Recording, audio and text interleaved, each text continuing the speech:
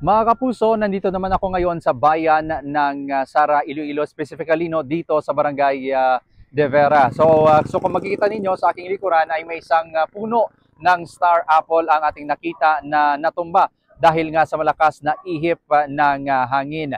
So ayon sa mga residente ay mga alas 2 daw ng madaling araw nang makita na natumba na ang itong puno ng kahoy. So kakagising lang ng may-ari ng punong ito. So maya-maya ay i-clear din nila at yung LGU rin ay daan rin mga kapuso dito sa area na to at nai-report na at sabi nila ay magsasagawa rin sila ng clearing operation.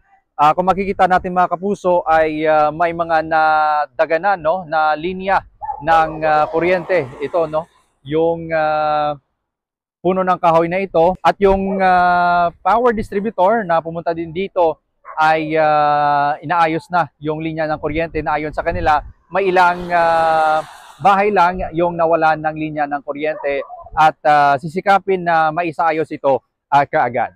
Mga kapuso, kasalukuyang nagsasagawa ng clearing operation dito ang MDRMO, Barangay, BFP at police personnel natin sa natumbang punong ng kahoy dito sa Barangay Poblasyon, Ahoy, Iloilo.